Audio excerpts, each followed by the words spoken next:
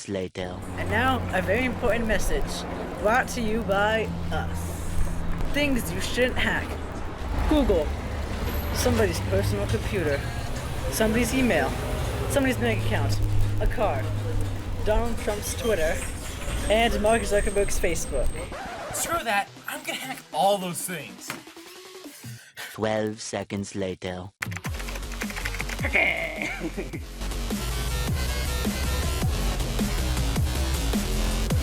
Why do I have no money? And the global damage from ransomware,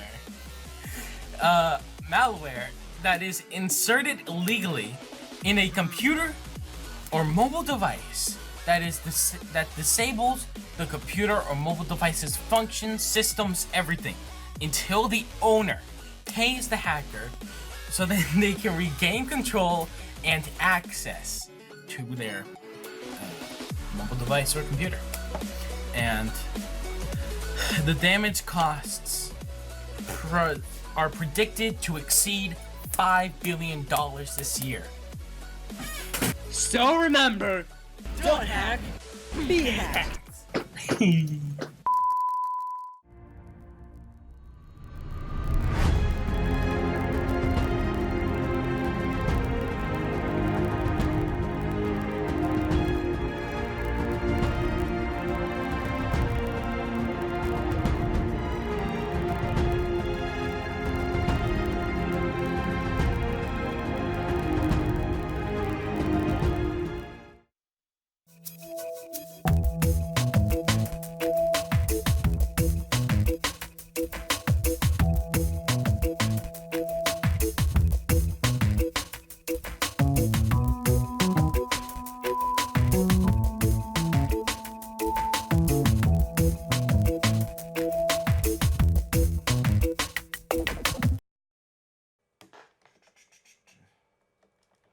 Oh, that didn't go the way I thought it would.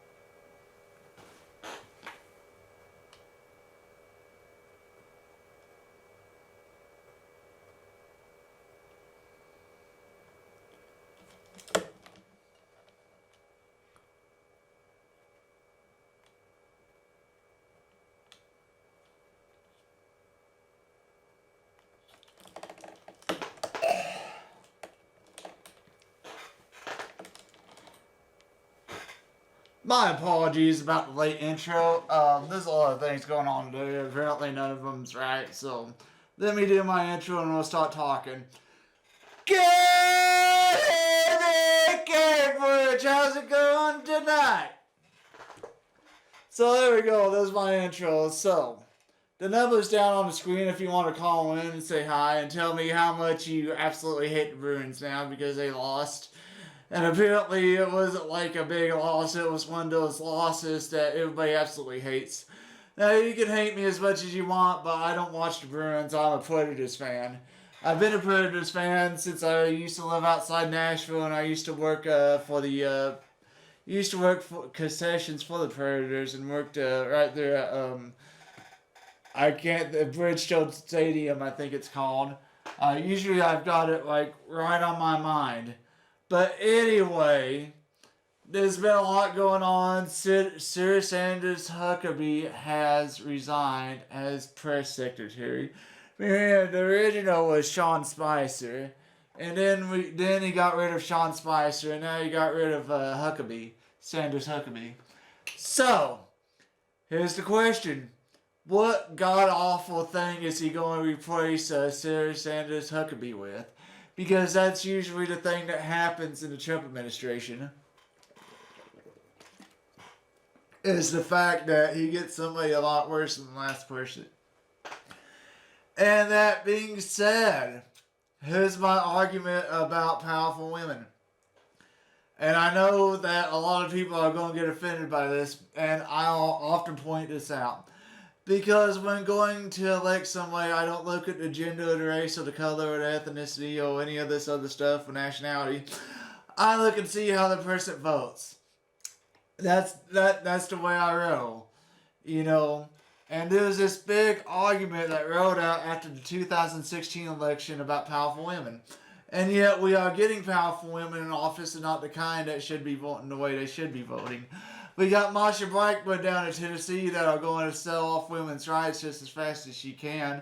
And probably lock up all the minorities for all the wrong reasons and make it so hard for one person to, pay off student loans and the debt and actually make a living wage that's ridiculous. That's my argument behind, women and powerful women. There are some good powerful women, there are some bad powerful women, there are some good powerful men, there are some bad powerful men. Before we make the argument about gender, let's make the argument about how they vote. Let's make the argument about how they, about how they view the world. That's my argument behind the powerful women thing. And everybody that made the argument of powerful women in office, you got a powerful woman in office. And she's going to, make sure that we're a lot more poorer. We got to work a lot more harder. Education's going to be a lot more harder to get. Community centers, public libraries, and all these wonderful places are going to be closed. And it's all going to be sold off to corporations. Women have the same ability as guys to do evil, nasty, horrible things. People with darker or lighter skin still have the same horrible ability to do, horrible, mean, nasty things to their own people. That's my argument that I'm throwing out there. I put that on Facebook all the time and I always end up getting horrible responses for it. I'm for Joe Biden. Joe Biden's my guy that I'm going in with for 2020. He's been there, he's done that, he's a vet. He lost his first wife and his daughter to a truck driver, to a tractor trailer accident that happened when he first got elected to the Senate. And God bless him, he's just, the rock of the Democratic Party. That's why I'm pushing for him. And a lot of people are coming out because they don't like Joe Biden because of his voting record, and I've caught him out on that. And before I get any deeper, I want to give a shout out to Mac McGovern, who's the mayor of Cambridge. He invited me out before I did the show today, but I couldn't make it because of work, to help him campaign. And if you have the ability to go out and help Mac campaign, he's a wonderful guy, he's a good mayor, he's doing a lot for the city of Cambridge. Go out, talk to him. He's actually invited me out for a pint after the show tonight, but I can't make it. I'm really exhausted. I had a hellacious night last night. I had problems sleeping. And then, just one thing added to another, and it just added up to a bad day for everybody. I hardly ever have a bad day, but when it does, it catches up to me. It's one of those things about freedom and going down and going up slopes and hills and mountains and stuff like that. And having that said, now that I went down my mountain, it's time for me to climb back up. Just the way it is for our country to climb back up, and that's the reason why we need to start deciding quickly, because that's the one thing about the Democratic Party we're having problems with, and we seem to be attacking ourselves. Roy Rogers, the singing cowboy, once said that the Democrats' worst enemy are Democrats. I'm not a part of, any organized political party. I am a Democrat. And we need to figure it out. We need to figure it out fast because Donald Trump's already is mobilized. He's already ready. He has his people on the ground working 24/7 to spread the message. And everything's working against us, including education. I was down in Tennessee 2nd District for 2017-18, running, and it's really hard to speak to somebody who's willfully ignorant. And when I mean willfully ignorant, they're not willing to get educated on anything. One of my favorite authors of one time, one of my favorite journalists is Hunter S. Thompson, who was born in Louisville, Kentucky, which is the hometown of my father. I have a lot of family members in Louisville, Kentucky, and around the Kentucky area. And anyway, Hunter S. Thompson said, in dark times, stupidity is the greatest sin. And that's the thing about it. It is. And with all this knowledge and all this education that comes at us at fingertips, it really becoming more and more of a sin to be willfully ignorant. And you can't testify in court or whatever that you didn't know that 20 people were screaming, that you should have known about this, that, and another thing. We live in a civilized modern society to where, education is abundant to the point to where, you see it on the news. You see it on the 24-hour news cycle all the time. Given the fact that you're open up to judge, how accurate the media is. I'm not saying that you should trust CNN or Fox News or the Young Turks. I used to be a huge fan of the Young Turks, but I've started turning against them. I'm still not that big of a fan of CNN. I don't know if I'll ever be that big of a fan of Fox News. But honestly, as long as you get the basics there is what I've always been taught. You get the basic nuts and bolts of what's going on, and then you're able to form your own facts and opinions by the knowledge you already have. And that's what we need to start doing in this modern civilized society, in this modern America. And a lot of times I feel as though, excuse me, the Biden camp or other people are giving out half-truths out there. And half-truths is no way to really, campaign. To me, a half-truth is kind of like a lie, but, you're kind of, you cut somebody off at the feet without letting them know the whole facts and knowledge. When I started attending school back at Southeast Community College in southeastern Kentucky on the Millsboro, Kentucky campus, I understood, I had it grained into me that, that now I was an adult.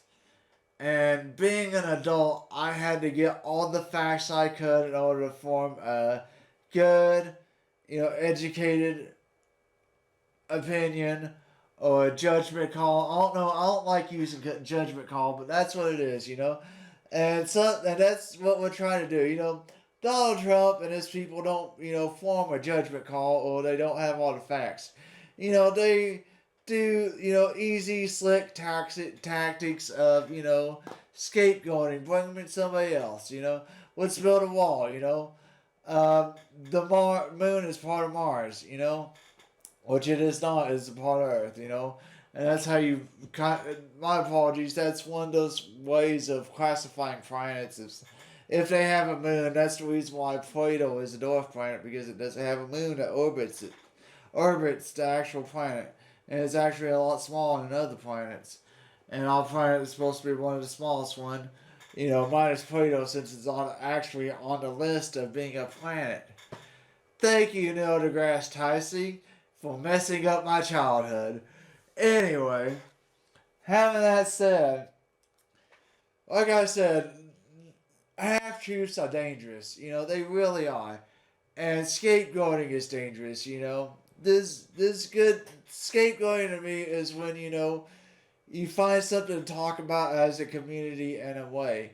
I can kind of say the Red Sox, and everybody's got something either good or bad to say about the Red Sox. But when I start, point out somebody's various different religions or color skin or gender or whatever they want to identify as, then they start, that's when it becomes kind of a dangerous territory to go on, and it just is, and that's what we got ourselves into as a country. The problem is now is how do we get ourselves out of it, and have we been here before? Yes. Several times. We're 270 years old, something like that. We've been here before. We've had dark times as a country. We'll pull out of it. The best thing know is is to find a way to pull out of it. Find a way to pull out of darkness. Find a way. Find something good. I've advocated that on my show. Find something good about Donald Trump. There is a lot of good in the guy, believe it or not.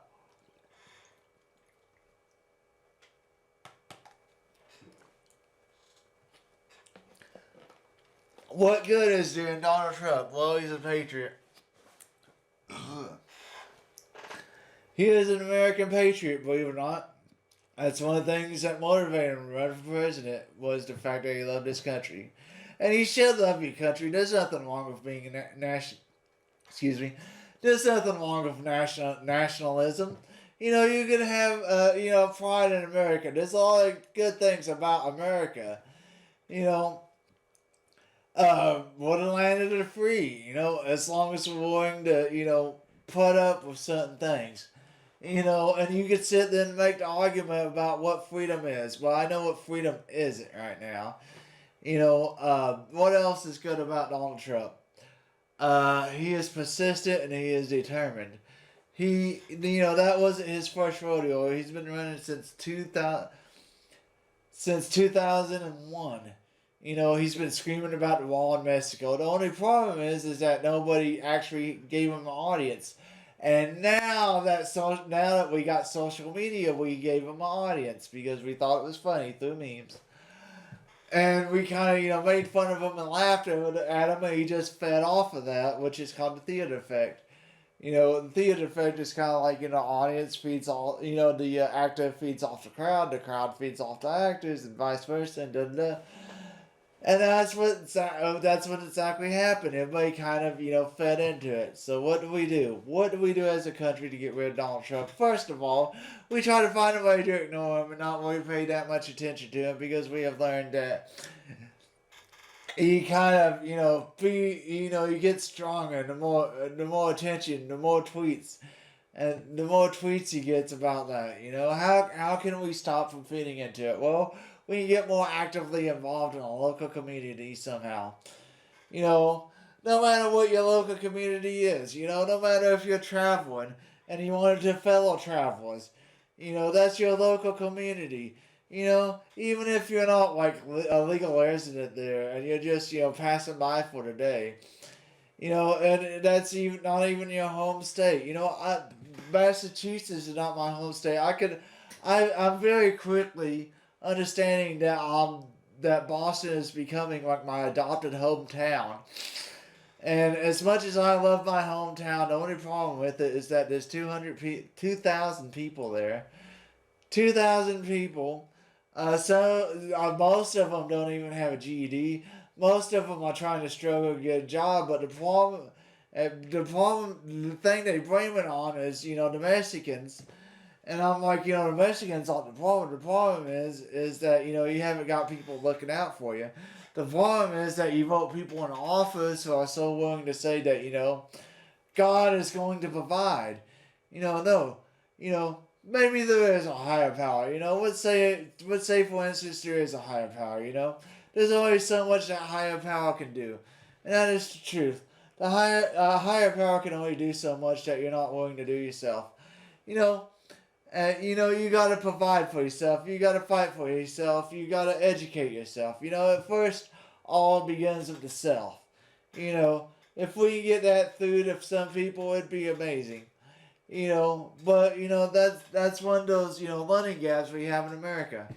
Before I go any further into this, I'll probably end up dropping the subject. I want to give a big shout out to Jon Stewart, who literally has been harping on the same subject for the past, 7, 8, 9 years, which is no, wait a minute. It was 18 years since 9/11 happened about the, 9/11 the first responders who are absolutely suffering. From,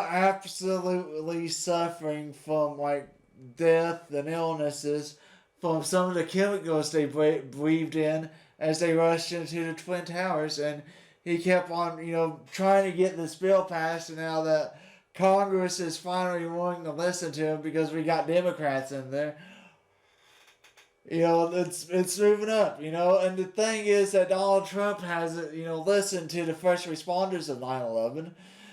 Has he tried passing something for him, And that's something else that should be brought up as far as the debate goes, is that when he got in office, he wasn't looking out for the first responders and the firefighters and the police officers or the coal miners or anybody else.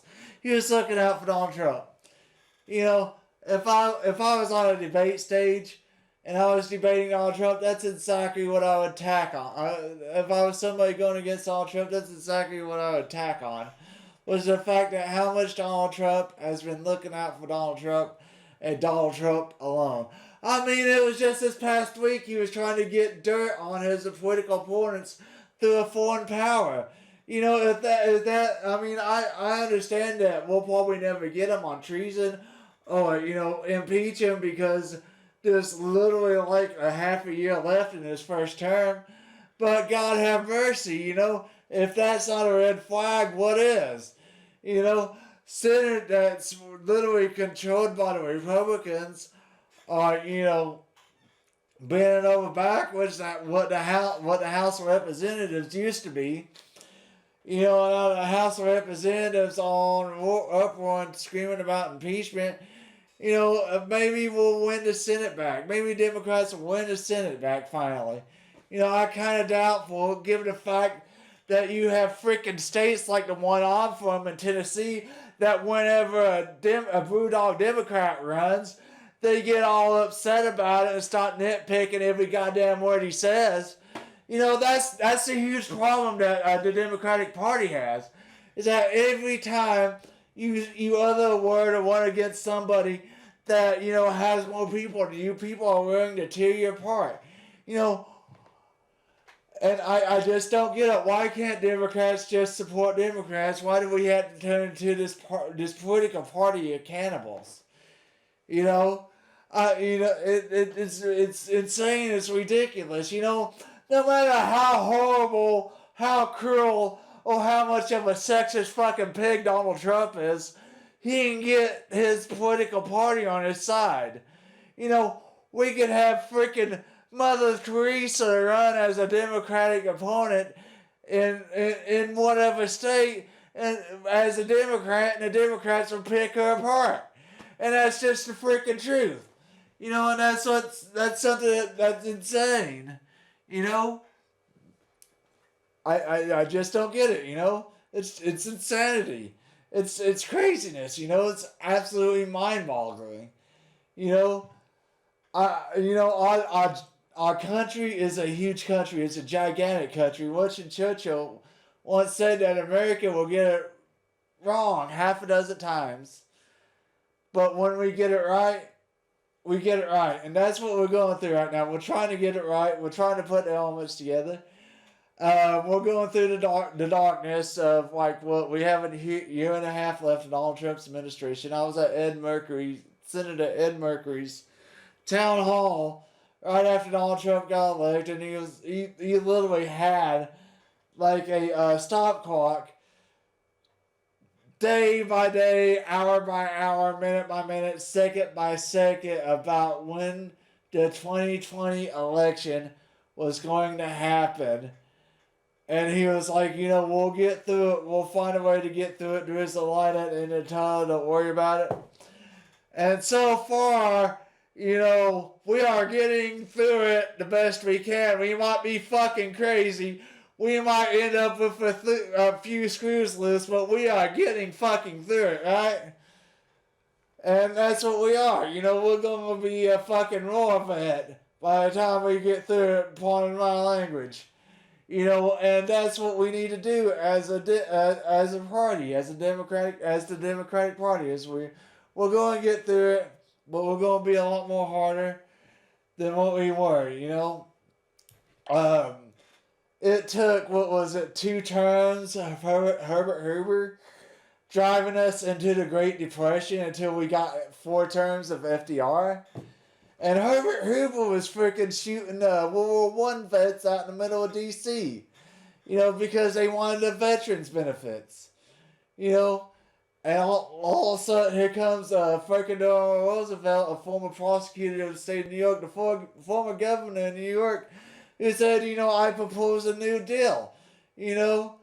I propose a new deal to where, we have unemployment insurance, we have Social Security insurance. We make sure that, elderly get taken care of, the needs of everybody gets taken care of, needs of the worker get taken care of. Education will stay public and free. And that's one thing we got to realize is that, we have these public, places. We have public education. We have free education. This is what makes America free. This is what makes America great. These are things that the founding fathers argued about. They didn't argue about an invisible God. They was actually debating on the fact that if there was a God, they was arguing about the fact that, why is it that the basic person can't get basic education? Hell, Benjamin Franklin founded the first free public library down in Philadelphia, Pennsylvania. And there's a freaking monument to him finding it, And he was running away from here in Boston. His whole family is buried next to the Commons here in Boston. And he was running from Boston to Philadelphia because he was an indentured servant. And that's what we're doing right now is that, most of America, most of our country are indentured servants. We have debt piled up and we're trying to find a way to pay that debt off. However, I've got a few seconds left and I've incoherently rambled for like 30 minutes. And I'm going to figure out something and get my sanity back. But you all have a wonderful night and go Red Sox.